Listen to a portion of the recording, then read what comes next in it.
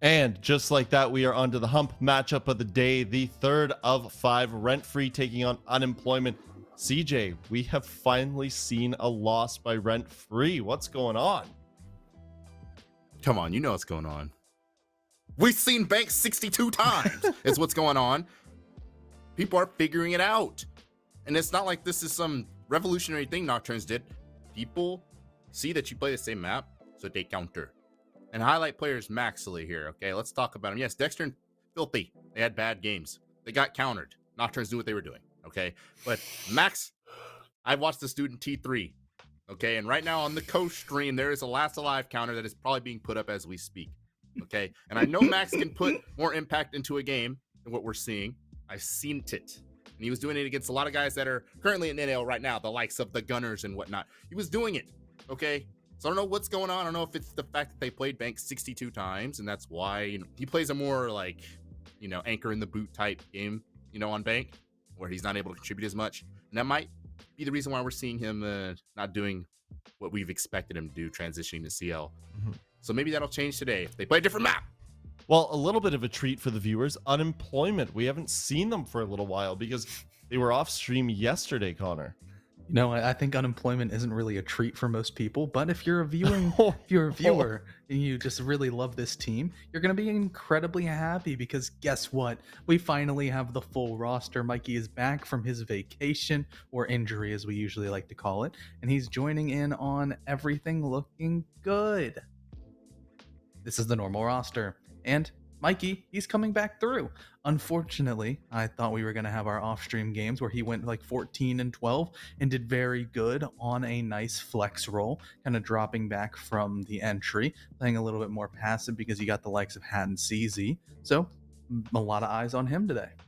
I was worried a little bit about your follow-up because I thought you were basically saying, there's no reason to watch these guys. They're not interesting. It's no good, but I was it was a talking nice about the little concept, save. not the team. I was making a good joke. It was a nice little save there. Now, rent-free cookies. Not too much to fix up other than, like you said, Bank. Just go somewhere else. It was a fundamental breakdown on a biblical scale. Okay, that's not something you expect out of a number one seeded team that's talking about winning the league, winning the stage. How are you going to play the same map that many times and not expect them to? That I expect today going against Carnage B, who's also going to be the type of nerdy type of player who's going to watch VODs, know what's popping. They're going to switch it up today. And yes, Michael E may be back, but it's Dexter versus CZ today. Two of the more lucrative names, Fragger-wise, popping off against each other. It's going to be juicy, and it's going to be awesome.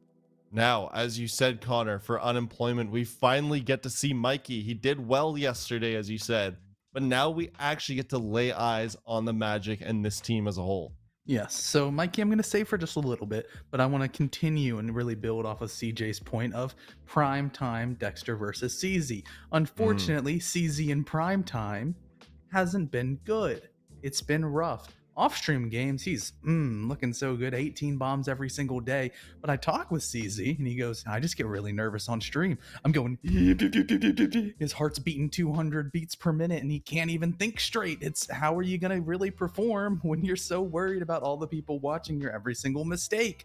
That's what CZ needs to really take a deep breath and realize, hey, you're just still playing the same exact game, and hopefully his game should be elevated.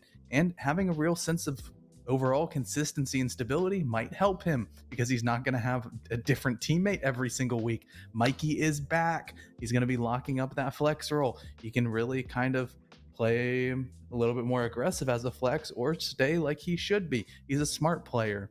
It's, sometimes that's hard to say with Mikey that he's a smart player, but he has grown a lot and hopefully should show it. I'm just surprised because I was pretty sure that these gamers were used to just slamming back G Fuel when they're not playing. So the 200 beats per minute, you'd think it's just a regular evening for them, But let's get into the map bans. Cookies, will you do me the honor this time? Will you talk about the maps? Sure. Okay. You insist. I insist. I'll talk about it. Right out of the gate, it's actually Karn's team. Insta-banning Bank for RentFree. Which honestly, that's pretty funny. I'm not gonna lie. I don't know. Anyway, Let me get more professional. Are you that caught off guard that you're still sitting there staring?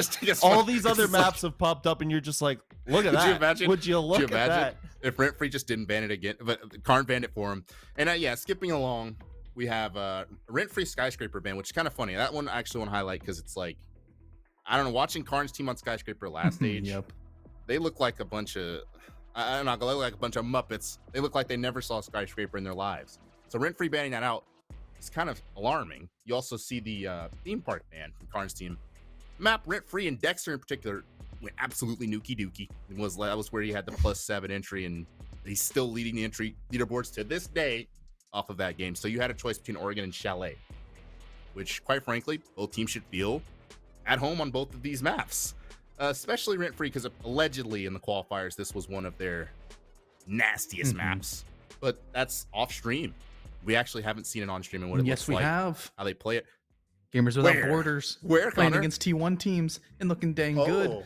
You remember we used to rant and rave about, right here, the guy right here, he's wearing a jersey of a team called Parabellum. We used to say, oh, they're so good. They're so good at Chalet. They waffle stomped Parabellum on Chalet. But Connor, was PB trying? The amount of money that was in that event, I would hope they were. Were they trying their hardest? I don't know. They still just fundamentally There's like looked $1 billion in that event, though. Yeah, it's valid. You valid, bro, for real. Okay, well, I know that the players are dying to get into this. Let's quickly do a little skim over of the cookies. What? This can't be right. No, it's right. When they picked it's absolutely right. There's no changing right now. These players are dying to get into this matchup. I'm not going to give cookies a second. Connor, tell us why it's rent-free and why we're all going to get points and cookies won't. I think that they're going to come back. They're going to bounce. Sure. Oh, are we leaving or are we not? I think we're staying. I like here. this. This is exciting. Final cookies. Final you broke the system. I didn't do nothing. You broke the system. Well, RentFree are about to break our brains. Sure, we might have poor Butters sitting at an internet cafe trying to play a game, but he's gonna bounce back. He's gonna have some leadership, and the rest of his team, they're gonna be firing on all cylinders. Watch Dexter go absolutely crazy this map. Okay, yeah, the players have been sitting ready for quite a while now, so we're gonna jump into it. Officially going to Chalet at this point in time. Yeah, this is one where I'm not really even debating switching. Because, I mean, you look at Karn's teams, and even the Karn's teams now, the Karn teams of long ago, they've always been Clubhouse, Oregon, Villa, your very standard maps, and they've been good at them. But as soon as you bring them to something like, let's say, Bank, I mean, we saw them play Bank this stage off stream, and they got 7-1. They're not a very good off-map team. They played Chalet a couple times last stage. Granted, very different team, but they played it a couple times last stage, and I think they were like 1-2 on it, and their losses were not great.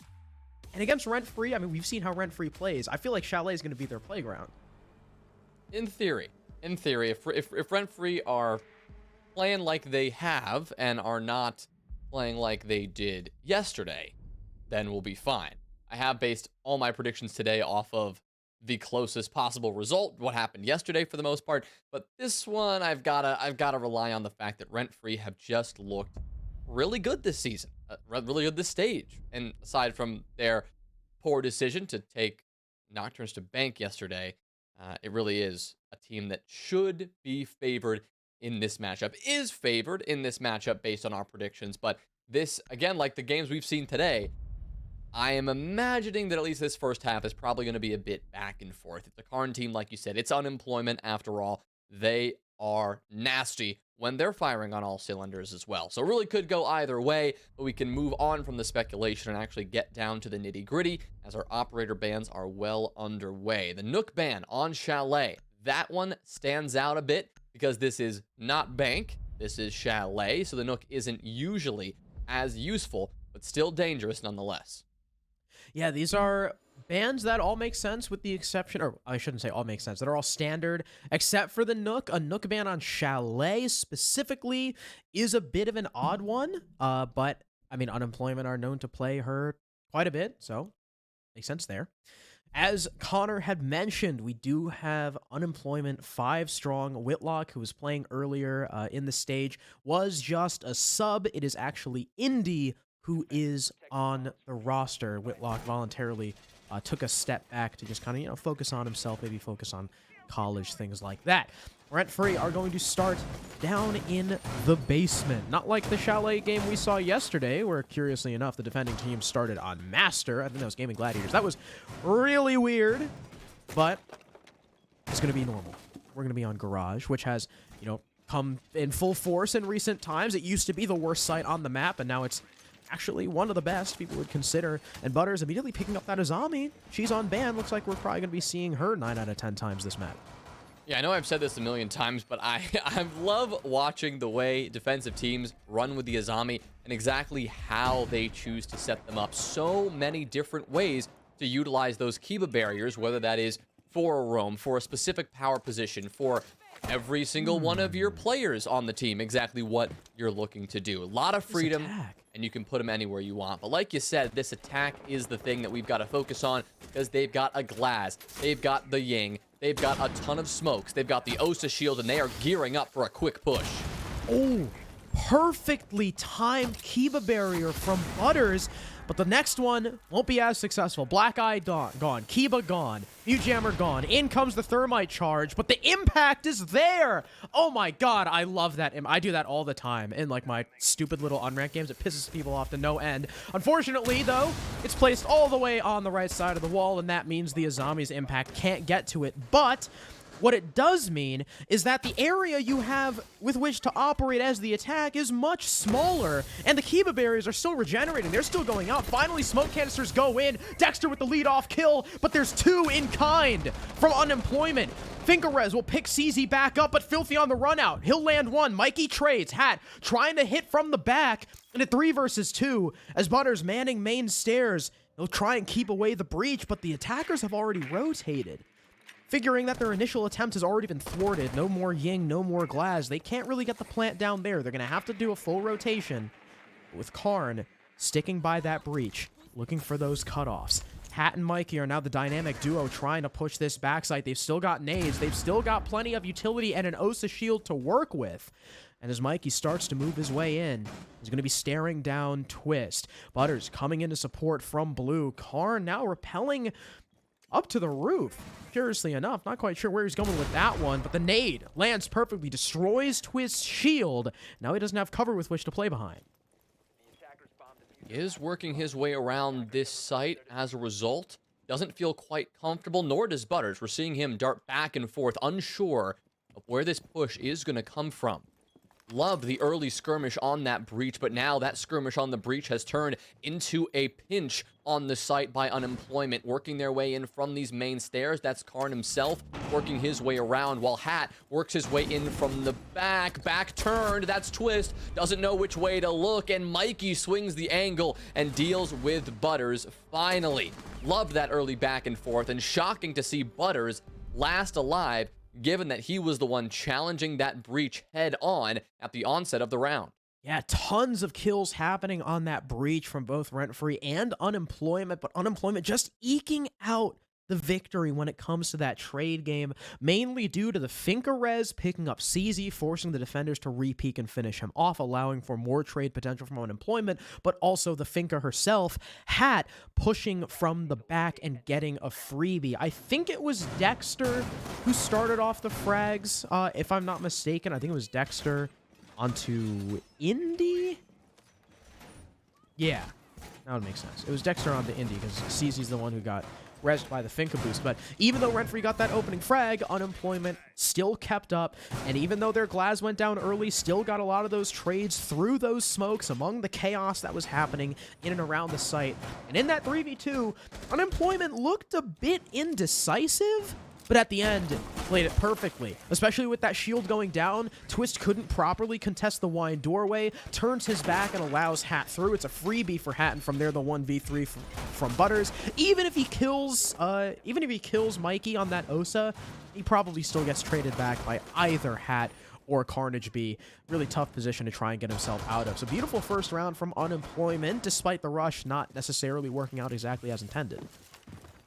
I mean, that just shows the danger that this roster actually poses in any lobby, right? RentFree, they probably thought that the rush is going to be the end-all be-all of round number 1, right? If Unemployment don't get in the building. If they're not able to get enough kills on that rush attempt, it's going to be RentFree's round. If they're able to get through the breach, it's going to be Unemployment's round, but that's not how it ended up shaking up. They were able to make that clever mid-round adjustment, staying patient, backing off, and going for a completely different approach.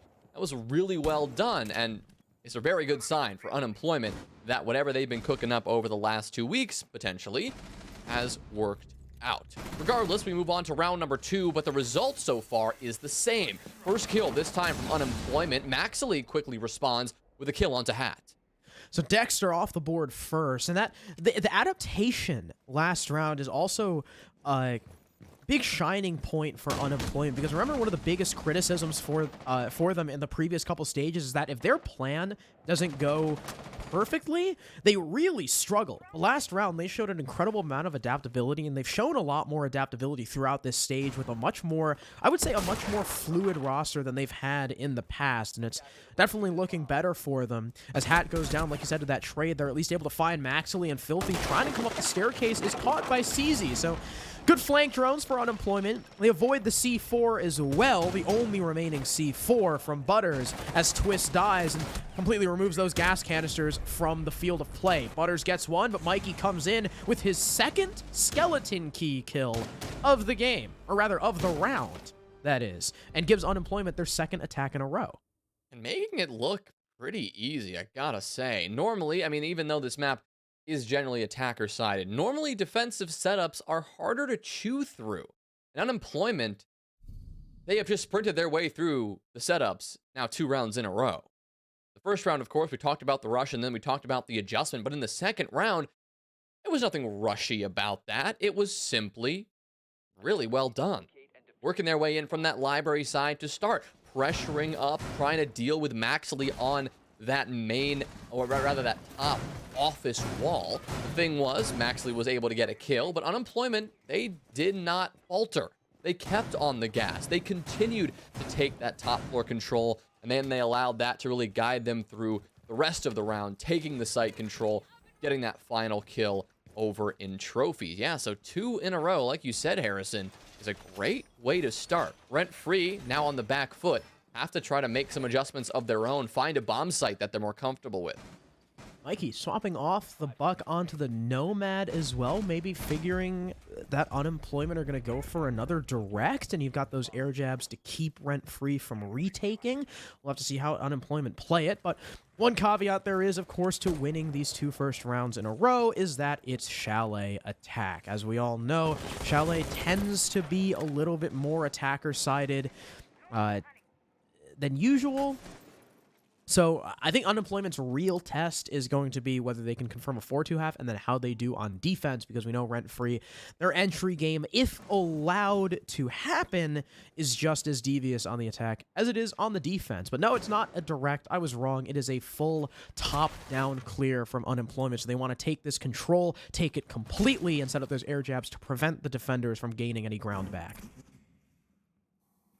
Love the use of this black eye camera here. Good intel now for RentFree to work with. Should help them in stalling out this attack. Should help them alleviate the problem they've now had for the past 2 rounds, that efficiency of this Unemployment onslaught. At least they should have a pretty clear idea of what they're dealing in the main lobby side of things. As you can see, Twist just rotating through those cameras, trying to keep an eye on exactly what they're dealing with. In the meantime, Filthy, the actual person who placed the cameras down, is a little bit more mobile than his teammates down below, staying active and actually relocating to a position that Unemployment have already cleared out. Bar stock. If Unemployment don't have a trace on this, this could be disastrous. There's one. Can he get 2? Not quite. Mikey was about a half a second late to prevent his teammate from falling, but he gets the trade either way, so not too much of a problem going forward. They had good flank watch in the previous round, preventing Filthy from climbing those main stairs, but that time I guess the droning may not have been thorough enough. Hat is going to try and take an aggressive stance down blue. He's spotted out by a Malusi Banshee, though, so he can't get sneaky any longer. He'll send a nade down to clear the tarps corner, There's still an Azami Kiba barrier in his way, which he will dust with the Gone 6, only to be met with another, but not before he gets the kill on Maxley. Speaking of the Azami, Butters is going to climb those main stairs. Nothing watching him, and Indy goes down for free. Hat, though, still running amok in the site. He collects another onto Dexter. There's only one left down there, and it's Twist. He gets one for himself. Butters on the flank, another from that hatch. That leaves Hat alone. He takes some damage from the long angle as he's searching for these players. He can't land the shots. Butters gets a 3K, and RentFree get their first round. Yeah, you can see why they're favoring Garage as their primary bomb site, because they're doing a really good job, obviously Rush not included, of slowing down the attack. The amount of map control they tried and successfully maintained for the majority of that round was very impressive. Their roam extended on all 3 floors, and they didn't give up those positions easily either, even after Unemployment thought they had cleared out the map successfully, thanks to some well-placed cameras like we talked about. That intel enabled those roamers to stay on the hunt. That's when we saw Filthy work his way back into bar, back into games, and pressure those attackers in lobby. That was a 1-for-1, yes, and it didn't end up working heavily in the favor of RentFree, but that kind of damage, that kind of impact is lasting. You lose a body, you've got to worry about more flanks. You have so much defensive intel to counter with your own intel and smart positioning. A lot more to worry about when a team like RentFree is controlling so much of the map. That's what they need to try to keep up. And the tough part is, you can't do that on every bomb site here. It's easy to do on the basement because there's so much map above you, but you go 1 floor up and it's a different story. Yeah, I was going to say Carnico. Unemployment having pretty lackluster drone work and flank watch in that round, curiously, despite having a Nomad. It's pretty ironic. Now, instead of a Nomad, they've got Mikey on the Lion. Of course, RentFree, very fluid team, so what better to lock them down than that EE1D. We'll have to attack on a bar, plenty of utility upstairs for RentFree. We know a lot of times they like to play those default setups, so there's likely 1 or 2 shields upstairs. Seeing if there's a frost, there's definitely 2 shields upstairs, although they don't have a lot of anti-projectile. There's no Wamai since he's banned, and they haven't brought the Aruni, so all they've got going for them are those ADSs, making it a lot easier for Unemployment to get rid of those shields. Oh, good shot. Kick off the round from Hat. Looked like that was from the balcony there. No, that was actually from Library. So direct challenge through the wall there, through that open door, and it's enough to claim the opening kill onto Dexter. So no more of those Kiba barriers regenning for the remainder of this round. We did see some good early use of those barriers, but given that they were so early, Unemployment shouldn't have much issue to actually take care of them. Spend some utility to deal with them, sure, but it won't take them much time at all to clear out the rest of this top floor. Twist is not giving up this position, though, nor is Maxley, as they are the only 2 defenders that actually remain up above. We'll see if they know about that frost mat lying in wait under the sandwich window. They do know about Butters trying to hide in coat check, spotted by Mikey and finished off. 5 versus 3 now in the favor of Unemployment. They hold a 2-man advantage. Another EE1D goes out, locks the defenders in place, allows for a reposition from this attack, but Filthy swings on through, domes Mikey and coat check, and takes away that first floor presence from Unemployment. More gas cannons come up towards that library double window, delaying this push even longer. And Hat looking to jump through. They know about the frost mat, so he's safe in the library, but what comes next? Twist peeks out into the main lobby. Indy dusks him, and Maxley and Filthy now find themselves alone in a 2 versus 4. Twist maybe getting a little bit over-aggressive there. Filthy, though, swinging once again. Catches Indy off guard. They don't know about Maxley. CZ trades damage, eventually dies, but Hat's there for the refrag. 2 versus 1 now. Hat on for perhaps a 3K in this round. All that's standing between them is a smoke with no utility remaining. Gas canisters all used, but no vertical destruction either available for this attack. They're just going to have to go in dry through these pre-established angles and doorways on the map. 15 seconds remaining. Got to make a decision, either group up or pinch, and they'll play off of each other, right next to each other. Misses from Filthy. He's out of ammo. He's got to hit the reload. In comes the attack. Hat finishes it off. 3 kills for the Finca, and Unemployment take a 3-1 lead. Yeah, if you're not landing your first bullet or 2, you are not going to win a 1v2 clutch with an SMG-11 in your hand. That's really all it is. And RentFree, they gave it a good try. They certainly did, right? We saw them really committing to that top floor hold, but they kept falling one by one. And then the real turning point was a bit of over-aggression, kind of the theme that we saw in that entire round. After they lost that first body, did they really need to commit as heavily to that top floor? Probably not. As they lost a couple more bodies, should Twist really have been swinging wide on the doorway in lobby? Probably not. Those are the kind of things that you've got to look back at and say, okay, if you're RentFree, what could you have done better? And Unemployment, they are more than happy to take advantage of some wide swings. I think it may have been Filthy, actually, who took that initial long-range fight and lost it, and maybe Twist, who found that kill in response. Either way, whether it was swapped or otherwise, taking fights that you wouldn't normally expect them to take, especially with the weapons that they have and the time that theoretically they should have been focused on wasting rather than playing aggressive. Unemployment really taking advantage of that. And we again have to highlight Hat threading the needle to get the kill on Dexter from the double library window, if I'm not mistaken, into Chimney. Whoever was playing the air, I think it was Twist, was forced to retake that position and then rotate downstairs later into the round. And even though they didn't know Maxley was hiding in library connector, you know, he gets the freebie. Well, it wasn't really a freebie. He gets the initial kill onto CZ, and then Hat is immediately there for the refrag, ensuring that, you know, nothing spirals out of control. Maxley isn't able to keep that upstairs hold, and things just fell apart. Great stuff from Hat. Especially Mikey as well, getting the I think it was the, not the lead off, but the next kill onto Butters to knock the Izami off early. So, Unemployment, they have secured themselves at least a draw at the half. They're looking, of course, to take the win as you want to do on your Chalet attacks, and they'll have to do so onto Dining, where they had an excellent top clear. Yeah, that really was the star the last time they attacked this bomb site. Yeah, worked their way through that top floor like they were a hot knife through Butters, if you know what I'm saying. Yeah. Really, really, that's the kind of thing that will put them over the top again, right? And I know you really appreciated that pun, Harrison, but Stop drinking my water to react to that. I think for Unemployment, they don't have to change much, right? Their formula, it's working well. The hiccup in that one round was, I guess, that they took too much time and they allowed themselves to be caught off guard by, you know, several flanks and several repositioning defenders. But other than that, all the rotations that RentFree are trying to do, all those little cheeky plays, for the most part, they're not paying off.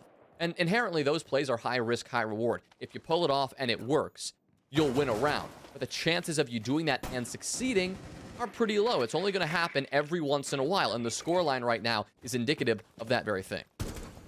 Drones from Unemployment being set upstairs as well. I think they have the spot on Maxley, if I'm not mistaken, and they'll continue to drone further on. Of course, they want to clear this top floor fully before transitioning down onto the site, just like we saw in that previous attempt. Actually holding that long angle is now Carnage B begins to open that office wall, give his team that long line of sight down from south to north, cutting off any defenders trying to take into office, and use that verticality against that default plant spot we see behind the beam palm chassis, behind that table. Because the most dangerous thing to that is someone opening a shotgun hole or an Aruni opening a punch hole right above it and just canceling your plant attempt. We see a lot of teams trying to panic and scurry after that and end up losing the round just because of that one kill. So Unemployment are doing their due diligence, but it's taking a bit of time. Minute 20 left, and they haven't really taken any ground other than up to the half wall in office.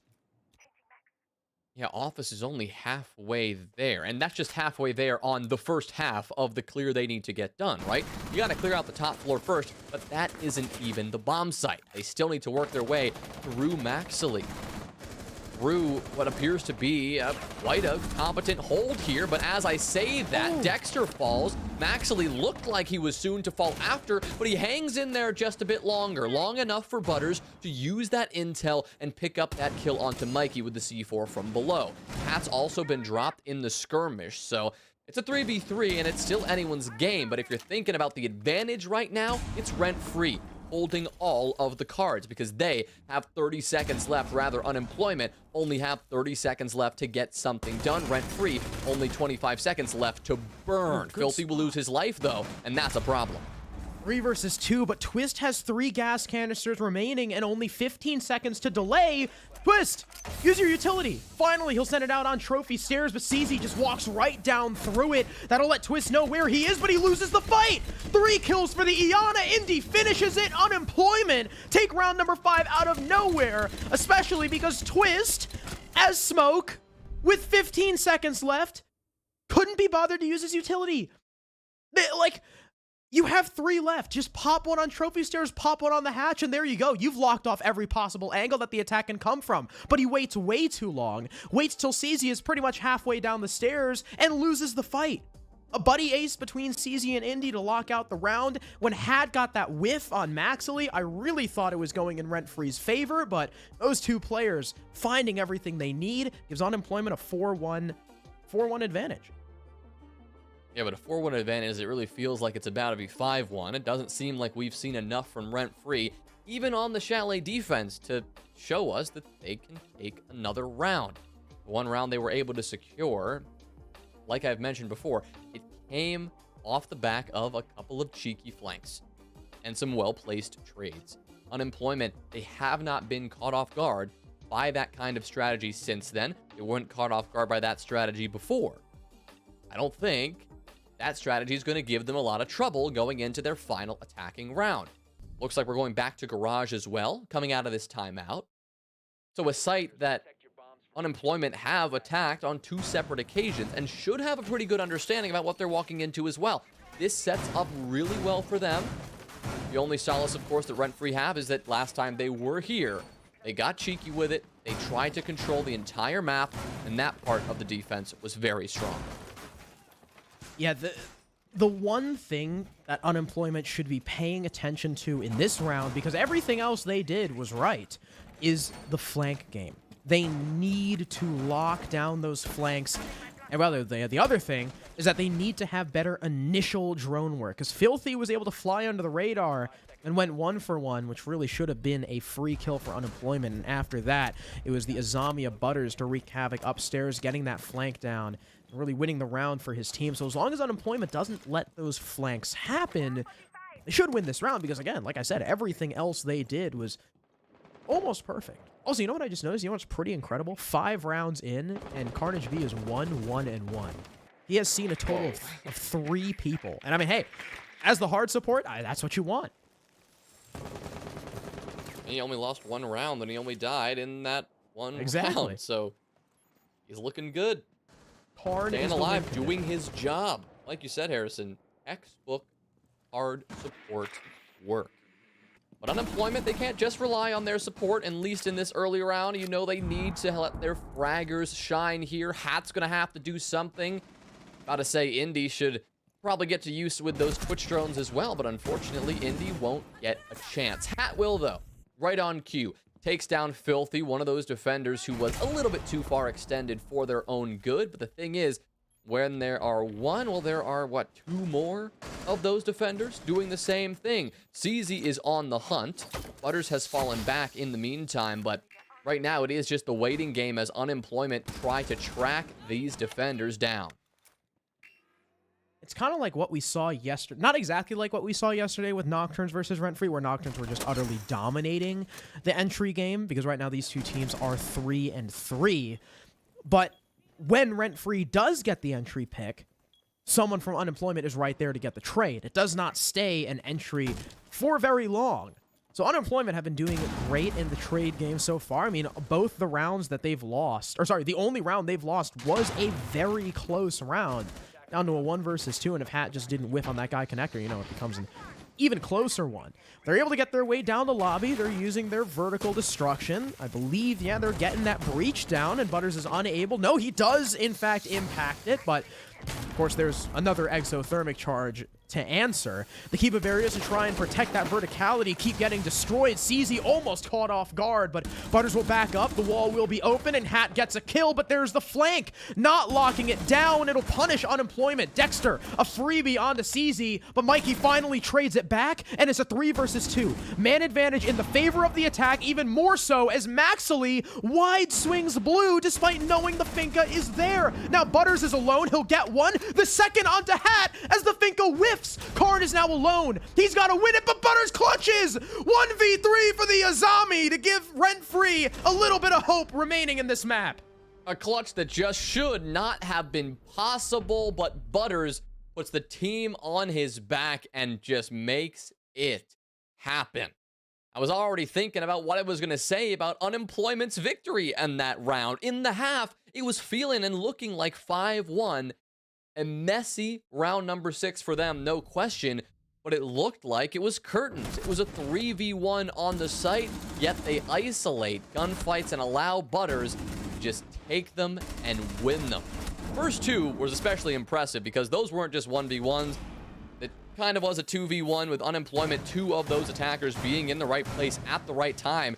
They just weren't looking the right way. You had the player coming down blue. You had one player already in that main snowmobile garage site, and the player in the site just didn't turn around and get ready for that gunfight in time. Lack of intel was the problem.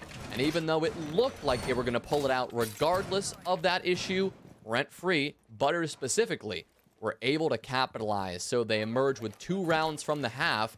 Surely not feeling thrilled about it, but definitely feeling a lot safer than they were a moment ago. And Hat, I love you. You're 11-4, you're doing great, but I gotta say that round is a bit on him. I mean, in that 2v1 that you said they took in blue, Hat, I mean, once they knew Butters was in blue, all Hat had to do was consolidate with Karn and play for the plant and just watch those doorways. But instead, he tried to swing for the refrag, and if you're going to swing for the refrag, I mean, you have an LMG, you better win that fight, but he had the drop on Butters, and he whiffed. It's not the first time we've seen Hat whiff this game, but it's certainly the most detrimental one that really lost them the round, and unfortunately, Karn was just kind of stuck between a rock and a hard place. Just got pre-fired. Nothing much he could do about that. Unemployment, is probably still happy with the half, you know. Could have been 5-1, but it's still 4-2. They still lead by 2 rounds, but RentFree, like I said, we know they can be just as fierce in that early round on the attack as they were the defense. They weren't as fierce as we know them to be on the defense, just like we saw against Nocturnes, but here's their chance to turn it around on an attacker-sided map. Yeah, good a chance as any, especially with the intel that they're working with thanks to Butters on the IQ. Right, they know there's going to be a Valkyrie in play. If Valkyrie's unbanned, you're going to bring her to the table if you're a smart defensive team. But the attacking team can quickly counter that. When you bring an IQ, you ping those gadgets from across the map, and either yourself or one of your teammates can take care of it no problem. That was the case with the black eye camera tucked neatly by the stairs in main lobby, and despite giving it a good old college try, Hat will not be able to successfully impact trick that exothermic. So not only is the wall open, but Dexter uses that angle to get the opening kill for RentFree. And a very long angle at that. Must have been an incredible shot from Dexter onto Karn. That is the smoke. Now dead. One of the most important operators on this defense. He's really the only guy that can completely prevent a push through that breach. And he's no longer available for the defense. So, minute left. And because Hat had taken impacts to Trick, he doesn't have C4. So the defense is completely without anti-plant utility. And as Hat takes the fight, sure, he does a lot of damage to Dexter, but ultimately loses the fight. Twist follows up as he runs through the breach, and Indy and CZ are left alone in a 2 versus 5. Filthy takes damage from Indy, but CZ comes in for the assist. It's too late, though. Plant goes down, and it's a 2 versus 4 post. Now, with CZ on 1 HP, easily finished by Max, and Indy's left alone in a nearly unwinnable position. You got Butters, first line of fire, watching him from West Main, and it's actually Maxley just holding the long angle to get the final kill. Unemployment win the first round of the new half. Rather RentFree. RentFree. Yes, They're that two, is one. they're two orgless names. I get confused. Yeah, two silly names. There's no doubt about that. But the point is, RentFree, that's quite a way to bounce back.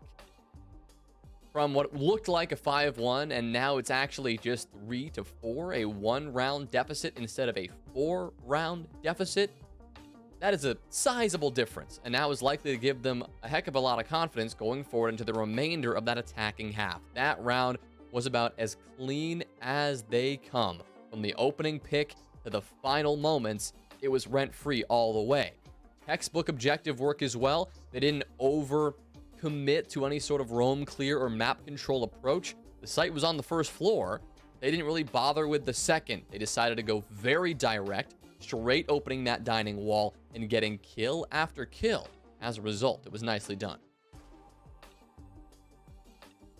So let's see if after this, after that timeout, if unemployment can get back on their feet.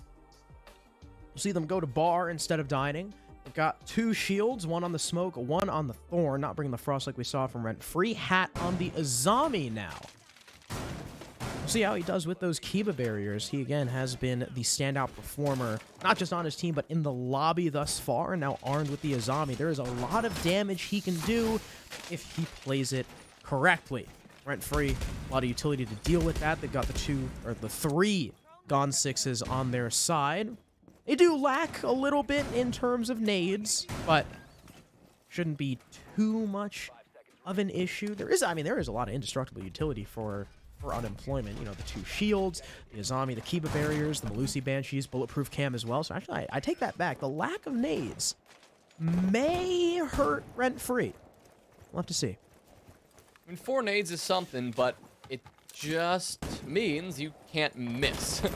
You gotta hit all those nades pretty perfectly if you want to focus on that utility destruction. And on a site like this, Bar and Games, a lot of utility destruction has to happen, especially upstairs in library. It's unclear if RentFree are going to take that direct approach. At least right now, it looks like they'll be opting for more of a, start on the other side of the top floor and then work their way across, rather than go direct into library from that balcony and work their way down. This way, they can provide a bit of horizontal pressure, also combined with that vertical pressure to make sure players like Mikey can be tracked down. Was he spotted on that drone? No, he wasn't. A slight misdrone allows Mikey to open up the round and remove Butters, the 0, who was going to be the intel that RentFree were going to depend on. I thought that drone turned around. It looked like it did a double take, so either didn't see Mikey or the communication was late. But either way, Butters is dead. No more Sam cams, so the flank watch down. 1 less Gone 6 to work with as well. Something that I've loved both these teams use the Kiba barriers now is to stunt the nade usage. Well timed. I think it stopped one of the flashbangs from going through, and when we saw RentFree use it on the basement, it actually blocked some of the nades. Fortunately, Maxley has a fast enough reaction time to get off the nade, but in the meantime, the ADS has come back online. So while it didn't directly block the nades, it did stall for time to allow Jaeger's device to recharge. Eventually, it does go down thanks to a Gone 6, but at the very least, it's no damage done to CZ. Now it's Hat, the one being droned out. Dexter tracks 1 down. CZ, like you mentioned, Harrison, but Hat is the next in the line of fire. He's forced to back off, and Indy is so crucial here, providing the support that may allow Hat to escape. It does. Hat gets a kill as the fadeaway happens, taking down Dexter, who's been a menace on these opening kills on the attacking side, returning this to a 4v2 favoring unemployment. That was a huge play from Indy. You combine that with the kill from Hat, and all of a sudden, RentFree are in a load of trouble. Filthy getting lit up from below. Mikey just taking a couple of bullets at Filthy's toes here. He'll get juiced back up by that last remaining Finkastim, but 20 seconds remain. They've got to get a move on. Maxley down next just means it's almost impossible for Filthy with such little time remaining. 10 seconds, he's going to try a desperate flash and drop, but he doesn't even get the chance. Carnage B finishes him off through the hatch, and Unemployment's timeout is good for at least one of these rounds.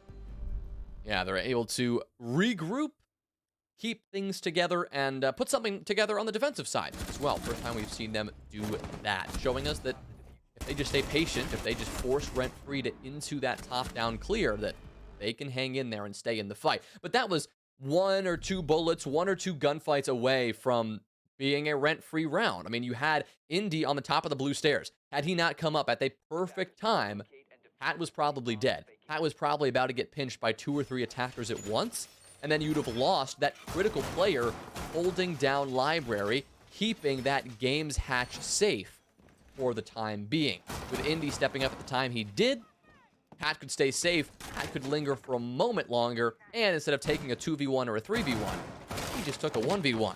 He ended up winning that 1v1, so he could drop away to safety, stay alive, and be key as a defender towards that execute phase of the round that RentFree really never got around to. So, good stuff from them. Now they just got to keep this up. They stretch that lead back out to 2. We're going down to Garage for Unemployment. Again, where that roam game is so crucial. A lot of that is going to be on the shoulders of Hat and Mikey, the dynamic duo this game so far, leading their team in kills and just presence all around on the map. They have had some standout rounds. CZ, fortunately, look like he's still shaking a bit on stream, but it's okay. He's got all their off-stream games. RentFree, they're all the way on the top floor, as you normally see. They're extended all the way up. No one on the middle floor, but what that does mean is while they have support upstairs, they don't necessarily have someone covering their fallback. So if the attackers that have set up a cutoff and are able to pressure Mikey and Hat down, could be someone just sitting there waiting for them. It's actually the Sledge pushed in upstairs who gets one. Mikey on the floor, drone spotting him out. This is very dangerous, and trying to assist is Indy, but he'll go down to Filthy with the pistol, and Maxley turns on Hat. Had no idea he was there and still gets the kill because of how low HP he was. Filthy being the linchpin in that roam clear, distracting the defense, allowing his team to move in, getting 2 kills for himself, and CZ trying to gain ground back, gets destroyed by 2 more attackers. Carnage B is now alone in a 1 versus 5. Holy moly, it's like all of a sudden Unemployment could do nothing right. I mean, not only were they out of position in weird spots, but they were missing almost every single shot that they took. It's no different for the last man standing, for Karn, who is eventually fried and eventually confirms that RentFree will deliver a flawless round to keep them in the mix, only 1 round away. But what even happened on that top floor clear, Harrison? I mean, Unemployment, it's like they really wanted to just get in the face of RentFree early, and RentFree, they had some intel, they saw right through it, and every gunfight that they took just went the way of the attack.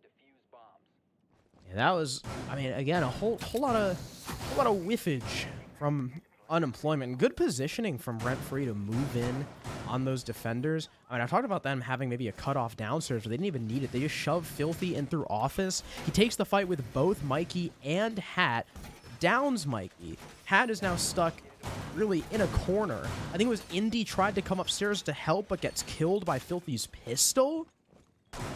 And then Hat is just stuck and whiffs on Maxwell. Again, if Hat doesn't whiff there, he gets a kill, but I don't really know how much that would change the final outcome of the round because, you know, even if he gets a kill there, CZ is still going to try and challenge West Main. If it's not Maxley challenging it with his teammate, it's someone else. So Unemployment, they drop a 2nd round on their defensive split. They're going to go upstairs to Master, playing all 4 sites in just 4 rounds. Unemployment, making sure to give RentFree a different look every single time. Yeah, making sure to keep RentFree on their toes. Never know exactly what they're walking into, but Butter is sticking the IQ. Bringing this out again will certainly help them understand what kind of setup they're dealing with, be able to spot out all these gadgets, all these little gizmos, which, to be fair, there aren't that many. The main thing Unemployment have at their disposal that's unusual or that is unique in any sense is those Kiba barriers, but that's not an electronic gadget, so your IQ is not going to help you there. No Valkyrie coming out for Unemployment. Really, that's the point here, which is always a surprise when she's left on the table. Yes, Unemployment feeling that maybe the intel isn't the end-all, be-all of their defensive success. If RentFree continue to bring that IQ, you might as well stop wasting a pick on the Valkyrie, or at least something like that. Because on this top floor site, on Master and Office, like you said, it's a different look presented to RentFree, but it's a tough one to do right. If you're going to try to hold downstairs, You got to get in the face of these attackers early because as RentFree are already showing, they're going to be efficient and they're going to pop this office wall open in no time. A minute and a half down, and they've got that avenue into sight. A couple of Rooney gates placed on the walls and doorways to stop them. The man downstairs is not someone with C4. It's Hat as a zombie, maybe placed downstairs just to cover CZ's rotation downwards later in the round to counter that plant, but otherwise there's not a whole lot that he alone is going to be able to do about it, not unless he lands the perfect impacts ever and gets an angle on that planter behind the half wall, which is possible, but like I said, he's going to really have to be right on the money with it. A minute now left for RentFree to make this push happen. Indy will shoot out the Iana clone just before it burns the gate, so very swift work from him, but Hat, who rotates to the basement, is caught by Butters. And I'm sure Hat is wondering to himself, why the hell is the IQ in the basement while the execute is going on? But it does net them a kill. Gets them exactly what they need to now spur this attack along.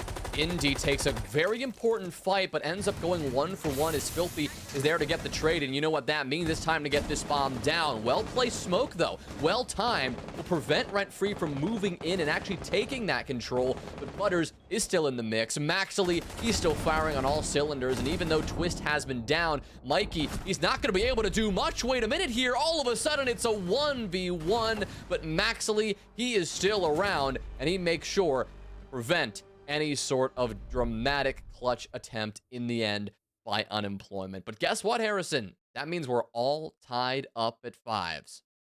RentFree looking to come back. Unfortunately for Mikey there, well, he did have a couple of good picks. The corner he was in did not allow for much maneuverability. If he were to rotate into office, there was a lot of angles he'd be exposed to. And I guess knowing Maxley was getting kills from bathroom window, didn't want to go towards him. So Mike was just kind of stuck there, ended up standing still rather than choose a rotation. And that was an easy kill for Maxley to finish off, especially with how low HP he was. But a good attempt from Mikey, but all around Unemployment. Again, getting caught out of position. Downstairs, Hat in the basement trying to go for a flank. RentFree were wise to it. They had already put Butters down there. And then, what was it? Indy getting an important kill on the window, but like you said, ended up going 1-for-1. Karn trying to gas off the planter, dying to Butters, who had pushed his way up all the way into Piano. CZ taking the fight against Bathroom Window, dying. Again, a whole lot of 1v1s being taken by Unemployment and a whole lot of losing them. And we know 1v1s tends to be where RentFree specializes, the game yesterday being the outlier. So, like you said, tied up at 5s. Unemployment now moved back down to dining, site that they were previously unsuccessful in. Can't help but point out that Mr. Internet Cafe Butters over here is the one doing a lot of the fragging work for RentFree on the side of Unemployment, right? There's a lot of numbers being put up as well, mostly by Hat and Mikey, but contributions are being felt just about everywhere. Really, it's just the two hard support players who are contributing the least in the fragging department, which is exactly what you can expect. So at this point in the series, in the best of one rather, the map, it seems that both teams are playing like they should be. Like we're getting a pretty even match now. The scoreline reflects it, the kills on both sides of your screen reflect it, and the fact that RentFree are now firing pretty strongly and that this is turning into the attacker-sided map we have expected are all indicative of the same thing. Now we just have to see which of these teams can really try to regain some of that momentum in the case of Unemployment or keep things steady in the case of RentFree. Which of them can jump on match point first? You talked about Hat being a big contributor to Unemployment, but a vast majority, if not all of those 12 kills were on the attack. He has not nearly had as much presence on the defensive half, and you can tell it's been hurting Unemployment. He's been dying in really, need to win positions. With the nade going off and the jammer being destroyed, that means Twist can go ahead, open that main dining wall. Minute 20 remaining. I believe RentFree has opened up the wall upstairs as well, so they've got someone sat up there, making sure that none of those defenders can retake into office and use that verticality that we saw them attempt to use in the previous try of this site. Unfortunately, by the time they actually had that control back and killed the player up there, it was way too little too late. Ugly Carnage B is not dead just yet. He was able to use those gas canisters to try and stall it out, but RentFree, they're still 5 strong. 5 strong and 50 seconds strong as well. That's a lot of time to work with when you've already got this breach open, and you can see Twist creeping up when they already look eager to go for this plant. Right, the smokes are coming out, the last of which remains in Karn's pocket. Only one remaining. With 30 seconds left, RentFree will still have time to push in once this final smoke dissipates. That grenade is certainly going to help. Losing Twist in the process is fine as long as Filthy steps up, and look at that, he does. Takes down 2 of these defenders. Now the diffuser's been recovered by Dexter, and he's going to make this push. Rather, Maxley is the one going for this plant. Dexter pushes all the way in, totally surprises Hat, totally surprises those remaining defenders, and with some nice pressure up above, RentFree propelled themselves to match point. With the mute going for that C4, he needed someone to cover his right side, but it looked like CZ was just too preoccupied with something else. C4 doesn't go off, the planter doesn't die, and the round is lost. Beautiful stuff from Filthy as well upstairs, preventing Unemployment from moving in and retaking office. We saw him go 1 for 1 in the previous attempt, but this time he shuts down both Indy and Mikey. They fall silently. RentFree now take match point. They were down 4-2, and it seemed like Unemployment were going to have a resurgence, but RentFree have just continued to shut them down. If they win this round, a better attacking half than we saw from Unemployment. Of course, it all comes down to this. We're going to see max regulation. Unemployment are going to bar the one defensive site that they have been successful on. So if there's any site that they're going to push this to OT, it's this. Yeah, this is where they can do it. This is where they have a chance to get us into point range for both of these teams, because RentFree has already guaranteed themselves at least a point in terms of the overall stage standings. Because they're guaranteed overtime at the bare minimum, but they would certainly love 3 points. They'd love to send us away in regulation. They've had, what, 3 regulation wins, 2 overtime wins, and a regulation loss as well. So they've got just a bit of everything. So they would love to continue adding as many points as possible to their standings if they can, and this is their chance to do it. Mikey, lurking around downstairs, is going to try to give RentFree a little bit of trouble if he can, but RentFree, they've got a lot of intel to work with. They're trying to bring that 0. That's Butter's role here. They're trying to stay disciplined. They've got the Twitch drones as well, which can add to the intel game, but more likely to that utility destruction game. A lot of things going their way that they can use to track Mikey down. Something that I'm surprised the defense hasn't been taking advantage more of is the Valkyrie. We saw RentFree run it almost every single round, and RentFree even prepared to counter it with the IQ, but Unemployment have only run her once or twice. And it's really odd to see, considering how many times they've been getting caught off guard by attacking positions like the IQ in basement, like the Iana in the middle of the site. You'd think that, you know, they'd be able to alleviate some of that with some black eyes of their own, but I guess they figure, you know what?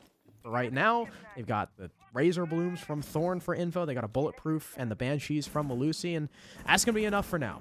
0 cams about on the map for RentFree. I believe, well, close to spotting someone down West Main. That's Mikey, looking for a flank eventually in this round, but again, there is a camera watching him. Filthy looking to come up garage and just assault into bar, but takes a hefty amount of damage.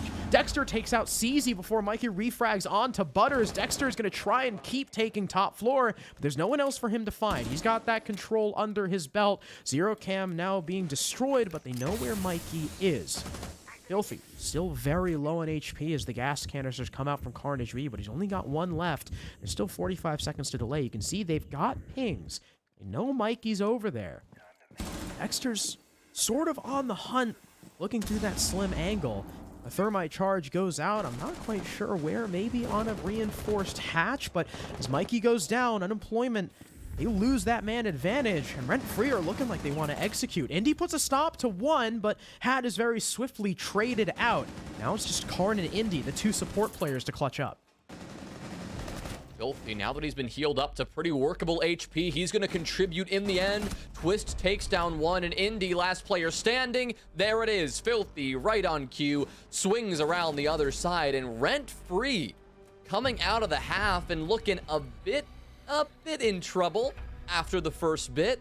They work their way back. They make a nice comeback, and they put things away in regulation, only allowing Unemployment to take a single round since they switched sides. Textbook work in the second half of this game from RentFree. They'll take the win and win all 3 points. Yeah, definitely disappointing if you're a member or a fan of Unemployment. We're this close to greatness, and yet they still fall by the wayside. All they needed to do was win one more round to at least confirm a point, but they'll go down pointless. I think their 3rd regulation loss of the stage, and RentFree looking to put themselves back on top. Well, again, it was not nearly as dominant as some of their victories earlier in this stage. They weren't quite as in control of the early game on their defense. Like I said, they're just as fearsome on the attack. They really turned things around. We're in Unemployment's face that whole time, and it just looked like Unemployment couldn't get a grasp of their defensive half. Yeah, just could not close it out once the side switch. And even if you can play one side of the game, one side of the map, and a best of one in any Siege game, you got to be able to put it together on both sides of the coin, and they just couldn't do it. To give us more info, though, what exactly went wrong here, we'll throw it back to our analyst desk to wrap up our 3rd game of the day. Cookies, I want to give you the floor first here because I got to say, I was starting to believe for a little while there with Unemployment that it was possible and not just fluke. They looked good. I think I saw the team that you saw going into this. Okay, I have to admit something. And my intelligence was wrong. I thought Butters was still playing on the Gaming Cafe R6. Like, I thought he was playing on the 60 FPS.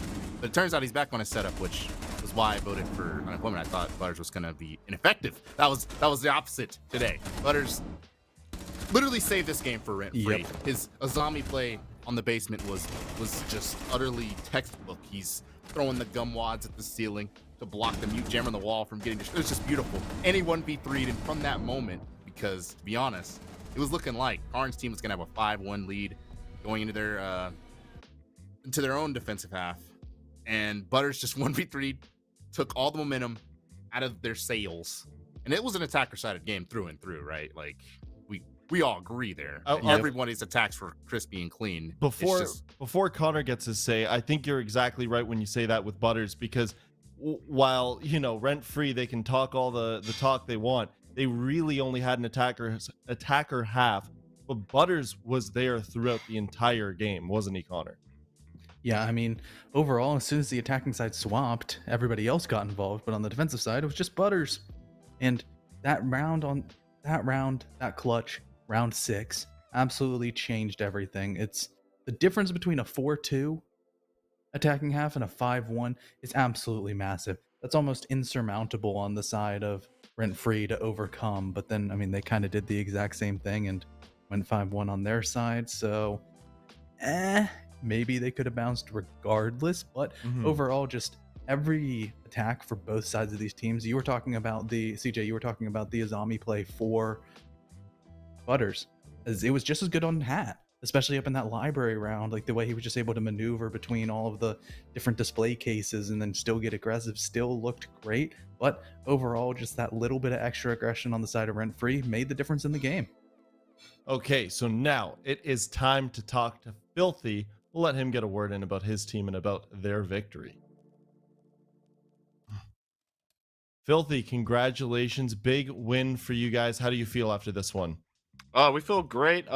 Feels good to bounce back for sure after a piss poor performance from us yesterday. I'd like to take a lot of credit for our performance yesterday. Was making costly mistakes.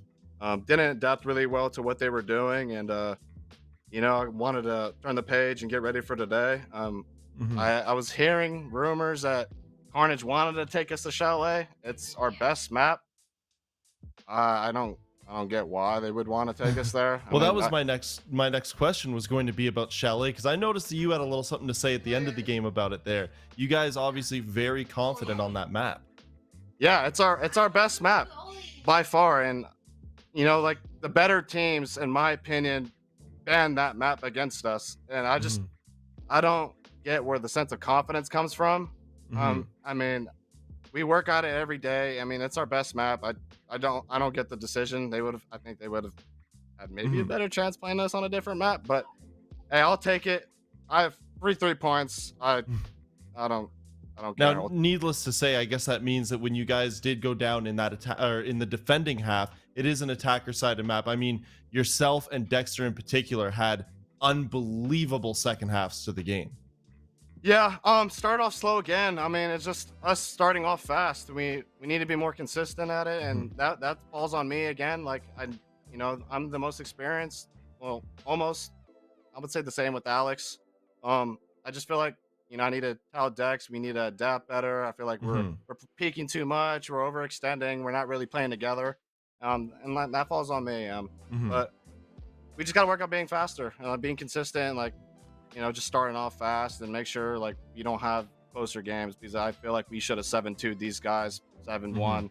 But other than that, that's all I really got to say about that one. Well, let's hope the wins keep coming because you've only had one loss so far. Thanks again, Filthy. I appreciate it, man. Thank you. Have a good one.